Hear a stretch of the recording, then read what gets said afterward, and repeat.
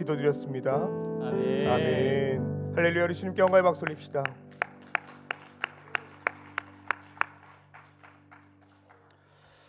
네, 찬양에 너무 은혜를 받아가지고 사실 찬양만 계속했으면 좋겠다는 생각이 있었습니다. 여러분들도 그러시죠? 네, 아멘이시죠? 네. 그러나 우리는 말씀을 보도록 하겠습니다. 자, 우리 같이 함께 여호수아 7장 2절에서 5절까지의 말씀 우리 같이 함께 읽도록 하겠습니다. 제가 먼저 읽고 여러분이 읽도록 하겠습니다. 여호수아가 여리고에서 사람을 베델 동쪽 베다웬 곁에 있는 아이로 보내며 그들에게 말하여 이르되 올라가서 그 땅을 정탐하라 하매 그 사람들이 올라가서 아이를 정탐하고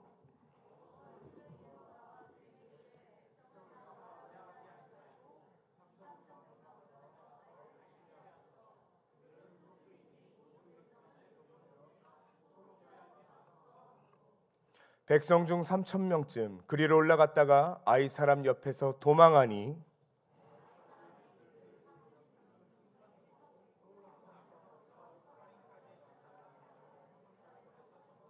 백성의 마음이 녹아 물같이 된지라. 아멘.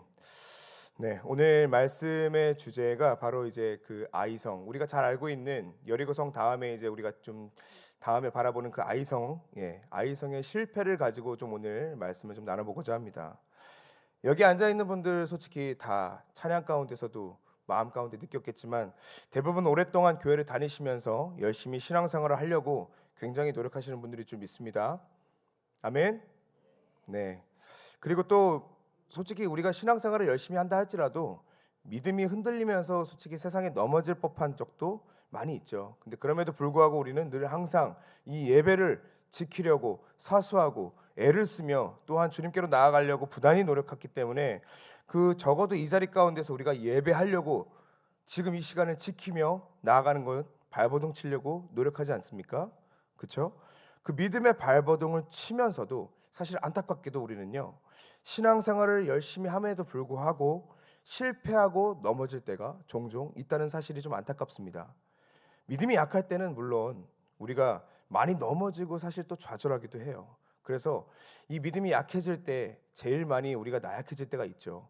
하지만 반대로 간과하지 말아야 될 게 뭐냐면요 순종의 결과가 너무나도 좋을 때 아니면 그 결과가 우리에게 정말 큰 이득이 될 때 혹은 우리에게 뭐 여러 가지의 좀 유익으로 다가올 때 이럴 때 우리는 좀 더욱 조심히 영적으로 좀 예민하게 반응해야 될 좀 있습니다. 특별히 그 믿음으로 인한 결과가 너무 감사하게도 내 뜻대로 이루어질 때 나의 원대로 이루어질 때 그때 우리는 어떻게 해야 되냐면요 더욱더 자만하거나 방심해서는 안 된다는 얘기죠. 그렇기 때문에 오늘 핵심에 바로 이 문구가 바로 이것입니다. 자만하고 방심이 오늘의 핵심입니다. 오늘 본문에 나오는 아이성 여러분들도 많이 보셨을 거라 생각합니다. 근데 이 아이성은요 여리고성에 비해서 굉장히 형편없이 작은 성으로 알고 있습니다. 우리가 다 아이성의 그 아이라는 뜻 자체가 황폐한 작은 산이라는 뜻을 지니고 있지 않습니까? 그렇기 때문에 이 아이성은요 베델 동쪽으로 2km 떨어져 있고 여리고에서 서북쪽으로 18km 지점에 위치해 있는 그런 자그마한 성입니다. 근데 당시에 아이성의 인구를 보니까 대략 얼마 정도였냐면은 딱 12,000명 정도가 되었었습니다. 크다면 클 수 있지만 사실은 여리고에 비해서는 굉장히 작은 성이었었습니다. 그러다 보니까 이제 먼저 이스라엘이 지금 이 여정 가운데 어떻게 왔었냐면요 한번 좀 이렇게 얘기해봤으면 좋겠습니다.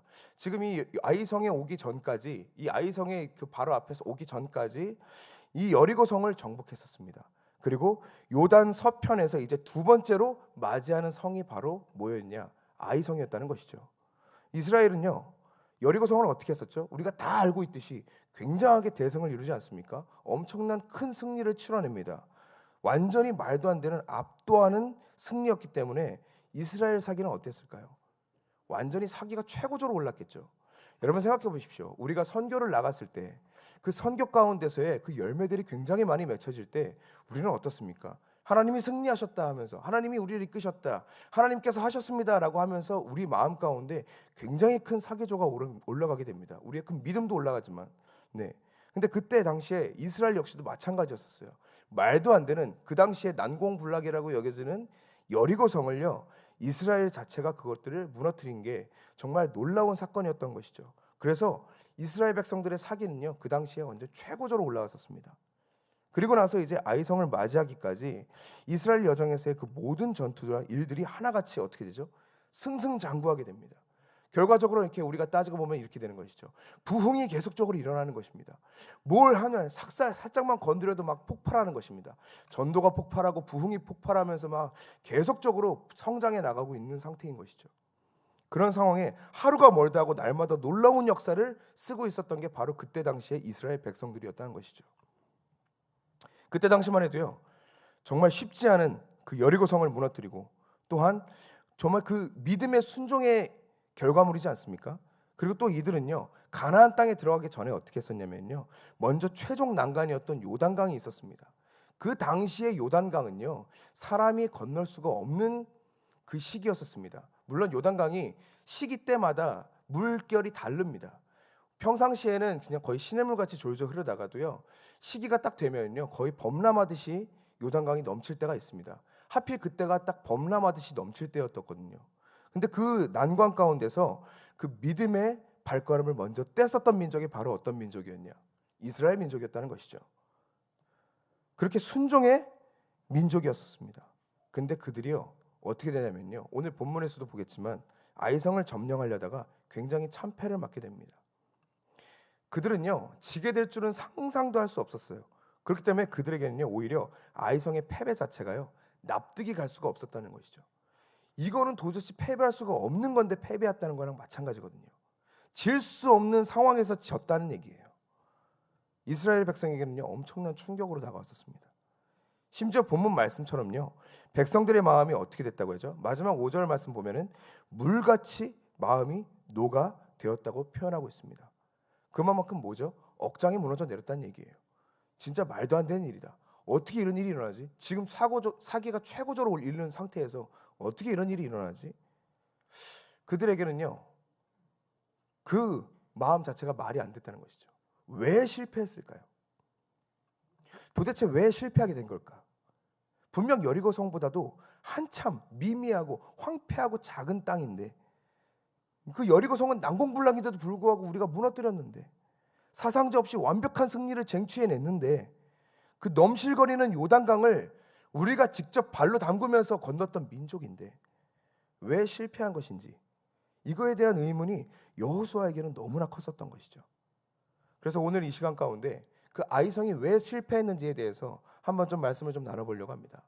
첫째로요, 아이성의 패배 원인은 두 가지가 있는데, 첫째는 이것입니다.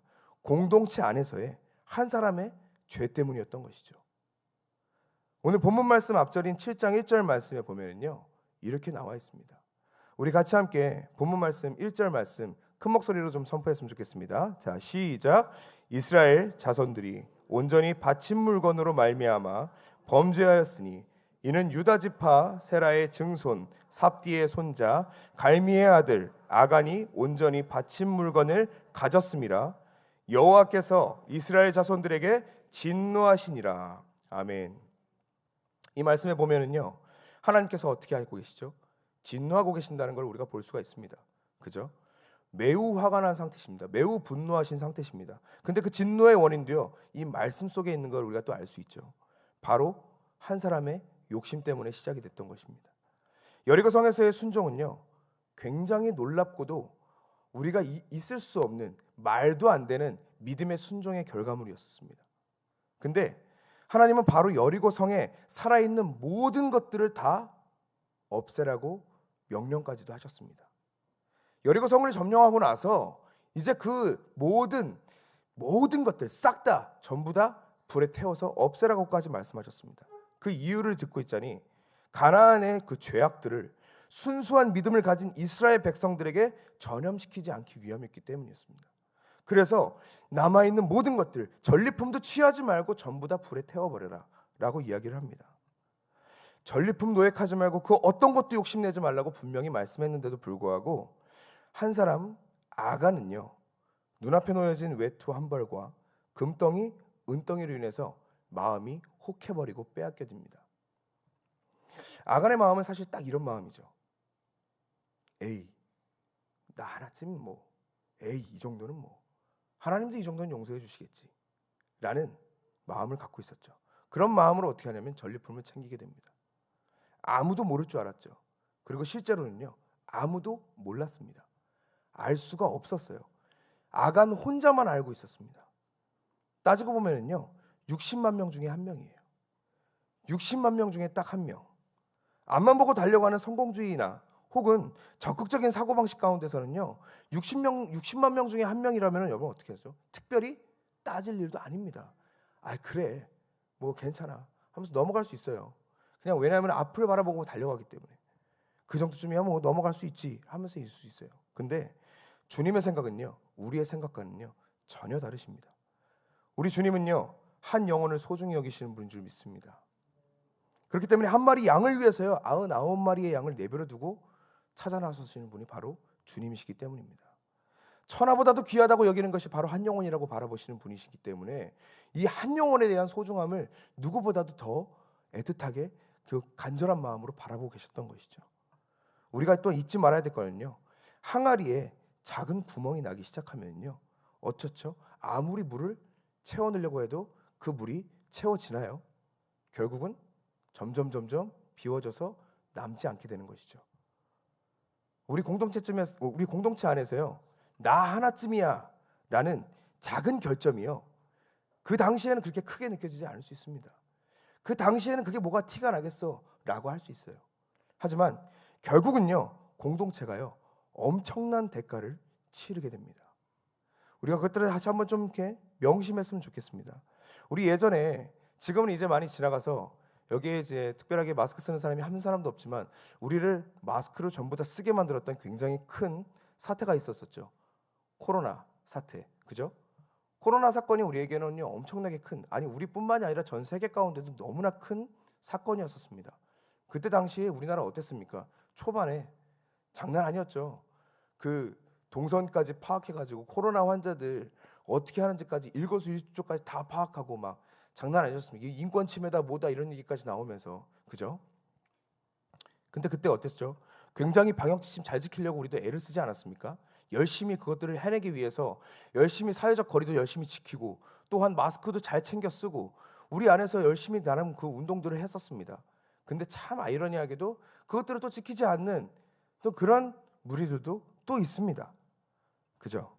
그렇게 잘 지키고 있는 사람이 대다수였지만 여전히 거기서도 나 하나쯤이야라는 그런 생각하는 이기적인 사람들로 인해서 어땠었죠? 대한민국 전 국민들이 분노를 일으키는 사건들도 있지 않았었습니까? 그리고 결국에는 나 하나쯤이야 했던 그 사람 하나로 인해서 어떻게 되죠? 한 도시 지역 전체가 폐쇄되는 경우도 생겼었습니다. 네, 우리는 그것들을 확실하게 기억하고 있습니다. 다시 한번 좀 기억하길 바랍니다. 나 하나로 인해서요 공동체가 굉장히 큰 대가를 치를 수가 있고요, 반면에 나 하나로 인해서요 공동체는 얼마나 기쁨의 큰 감격을 누릴 수가 있을지 우리가 명심하면서 좀 나아갔으면 좋겠습니다. 공동체 안에서 나 하나 정말 자꾸 의미 없어 보일 수 있습니다. 60만 명 중에 단 한 명, 300명 중에 단 한 명, 그렇게 크게 티가 안 날 수 있습니다. 네, 구멍 중에 항아리에 깨진 거 조금, 그렇게 티가 안 날 수 있습니다. 구멍이 물풍선 가운데 우리가 물 이렇게 바늘에 찔렀다고 해서 그렇게 티가 안 날 수 있습니다. 근데 나 한 사람이 자꾸 의미 없어 보일 수 있지만 우리 한 사람 한 사람이 모였을 때 무엇이 되냐면 바로 공동체가 될 줄 믿습니다. 그게 10명이든 1000명이든 60만 명이든 나 하나가 속해 있기 때문에 우리는 뭐라고 불릴 수 있냐면요, 공동체라고 불려줄 수 있다는 것입니다.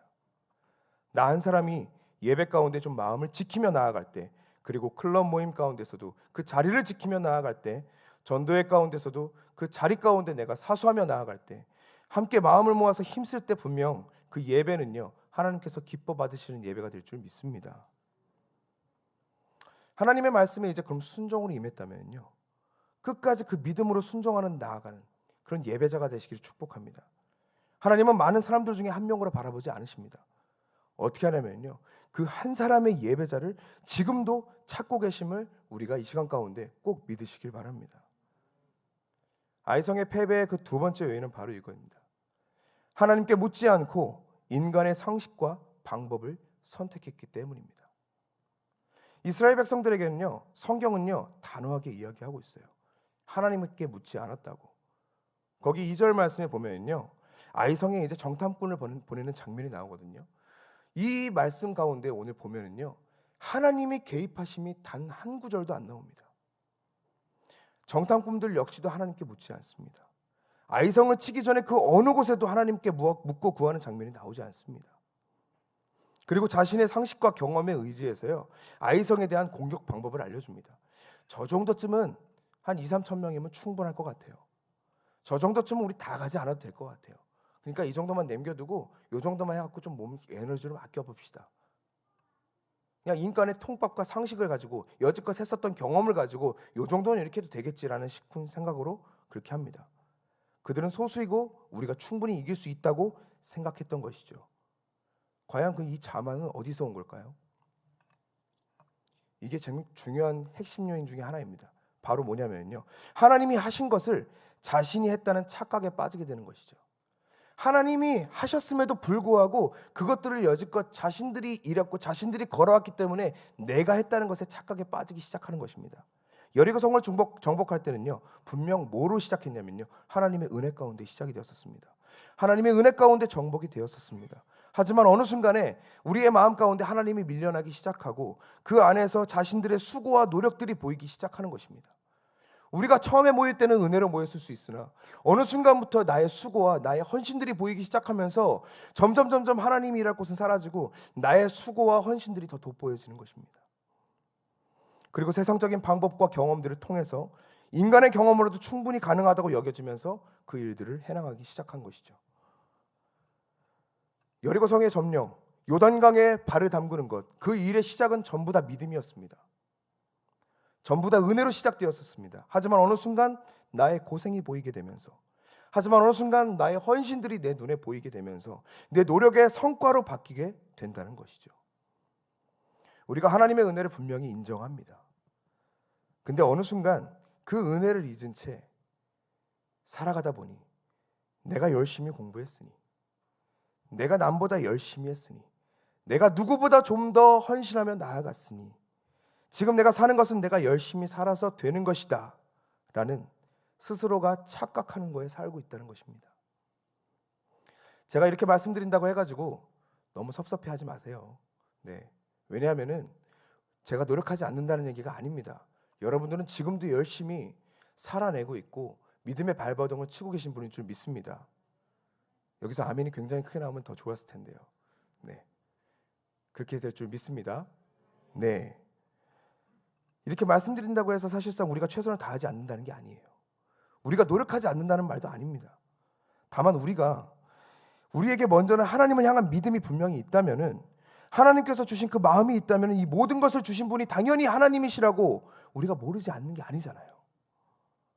심지어 우리에게 주신 이 능력, 우리에게 주신 이 달란트, 우리에게 주신 이 은사 또한 하나님이 주신 것임을 분명히 알고 있으니까 이것들을 따라가야 될 텐데 어느 순간 나의 노력으로 성취될 때가 많다는 것이죠. 내가 했으니까, 내가 노력했으니까, 내가 헌신했으니까. 살아가면서 내가 받았던 그 달란트를 나의 능력으로 여기고 살아간다는 것이 많다는 것입니다. 분명히 시간 가운데 우리가 알아야 될 것은요, 하나님이 일을 해나감에 있어서요, 우리 주체가 되는 것이 아니라, 우리가 주인공이 되는 것이 아니라, 세상 가운데서 우리가 주인공이 되어서 외치는 것이 아니라 우리가 세상 가운데서 증인이 되어야 된다는 것을 깨달아야 된다는 것입니다. 하나님의 하시는 일들을 우리의 몸속 깨닫고 움직이면서 그 증인되는 모습, 우리가 계획하면서 걸어가지만 왜 계속 성경에서는 그 길을 인도하시는 분이 하나님이라고 고백하십니까? 하나님이시기 때문입니다. 우리가 지금 이 발걸음으로 우리가 옮겼다 할지라도 그 믿음의 선택을 다시금 믿음으로 이끌게 하시는 분은 주님이시라는 겁니다.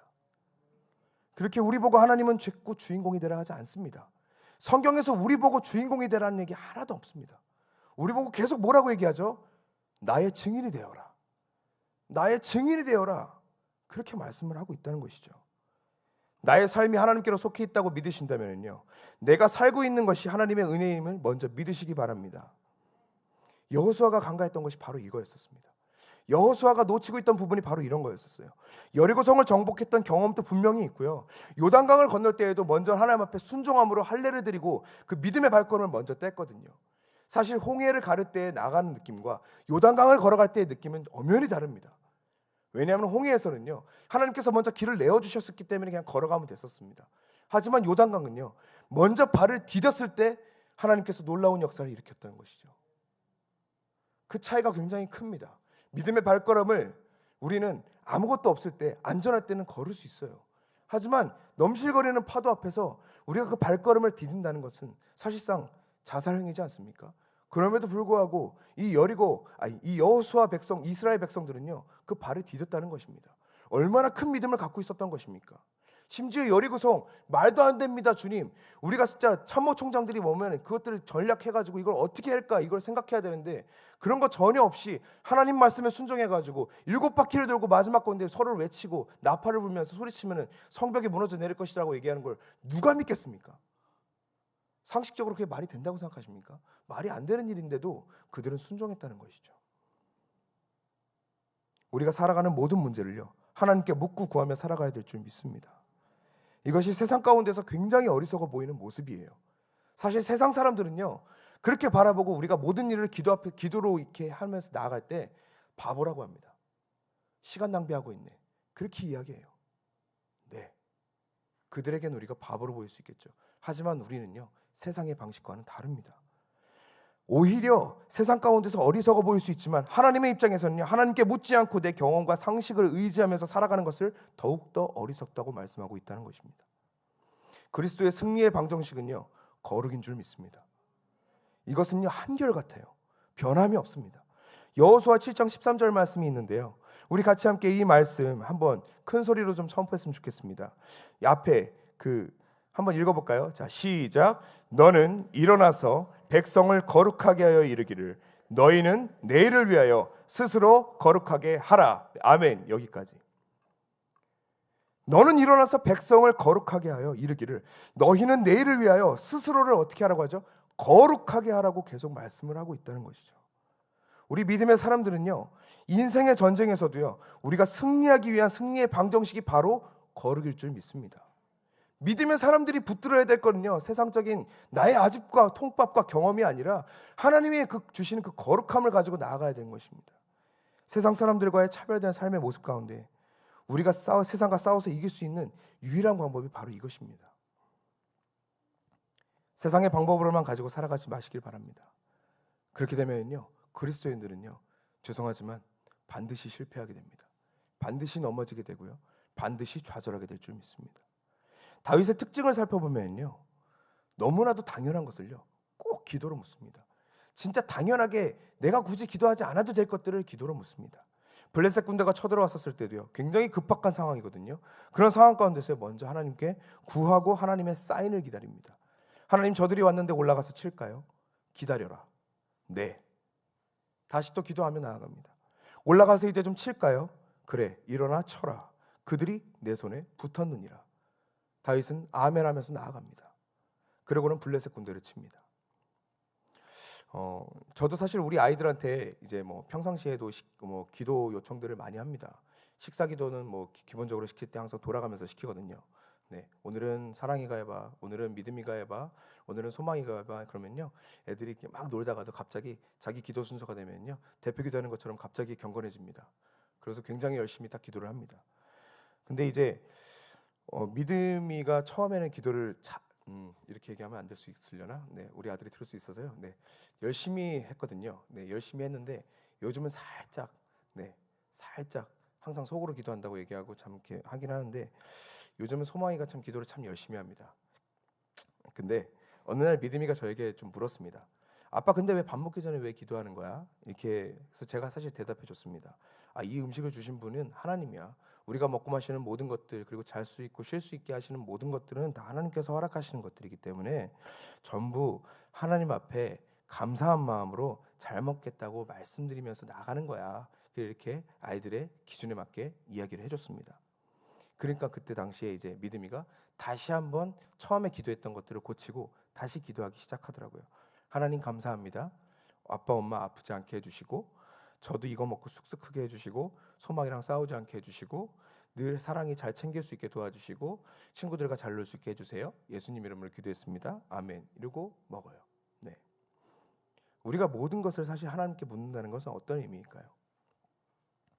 그것은요, 바로 모든 결과는요, 하나님께 있음을 인정한다는 것입니다. 그리고 하나님께 의지한다는 것은요, 하나님의 도움 없이는요, 지금 이 순간 내가 살 수 없다고 하는 고백인 것입니다. 하나님 앞에 기도로 나아가는 건 어떻죠? 하나님, 오늘 나와 함께 해주세요 라는 고백인 것이죠. 여호수아 역시 아이성에 실패한 다음에 무엇을 하죠? 바로 주 앞에 엎드려 기도합니다. 그 실패에 있어서 우리는요, 여러 가지 반응을 보이기도 합니다. 실패를 경험했었을 때 어떤 사람들은 좌절을 하게 되고, 어떤 사람들은 동공이 흔들리고, 또 어떤 사람들은 힘이 너무 빠져가지고 탈진하는 사람들도 있을 수 있을 것이고, 근데 상황을 탓할 수 있고 여러 가지 핑계를 댈 수도 있습니다. 근데 여호수아는 어떻게 하죠? 그 자리에 무릎 꿇고 기도를 합니다. 다시 한번 내 생각과 내 경험 의지하지 않고 주 앞에 엎드립니다. 그리고 옷을 찢어대고 회개합니다. 우리는 실패를 당연히 경험할 수 있습니다. 이 자리 가운데서 계속 성공만 하셨다는 분들 축복합니다. 앞으로도 실패하지 않기를 축복합니다. 하지만 그런 분들이 사실 여기 얼마나 있을까요? 우리는 인생 가운데서 많은 실패를 경험합니다. 넘어지기도 하고요, 쓰러지기도 합니다. 근데 그 실패와 넘어짐 안에서도요, 우리는 어떻게 해야 되냐면 주 안에서 이루어져야 될 줄 믿습니다. 그 문제를 삼기보다는요, 이 문제 가지고 이걸 집중하면서 이 문제를 매달리는 것보다는요, 문제를 통해서 나를 다시금 좀 돌아보면서 먼저는 주 앞에 엎드리고 회개하는 우리 믿음이 있기를, 우리 모두가 되기를 주님의 이름으로 축복합니다. 우리는 오늘 이스라엘 백성이 아이성의 실패에 대해서 좀 들었습니다. 세상에는요, 여리고성 같이 우리가 감히 넘볼 수 없는 벽들이 너무나 많습니다. 그리고 딱 봐도 쉬워 보이는 아이성 같은 그런 벽도 있기도 합니다. 근데 우리는 모든 환경 속에서요, 어떻게 해야 되죠? 하나님을 먼저는 좀 의지하면서, 하나님께 붙들면서, 오늘 그 기도 가운데 하나님께 구하면서, 의뢰하면서 나아가며 승리할 줄 믿습니다. 그렇게 되는 것이 바로 믿음의 사람들이고, 그렇게 되는 것이 바로 예배자들이고, 그렇게 되는 것이 바로 그리스도인들인 줄 믿습니다. 먼저 하나님께 의지하며 공동체를 소중히 여기며, 또한 우리의 생각을 의지하지 말고 늘 항상 공동체 가운데 나아갈 때 기도로 이루어지고 기도로 마치며 하나님 앞에 경배와 영광을 올릴 수 있는 그런 귀한 시티미션 공동체가 되기를 주님의 이름으로 축복합니다. 우리 같이 함께 찬양하며 나아갔으면 좋겠습니다.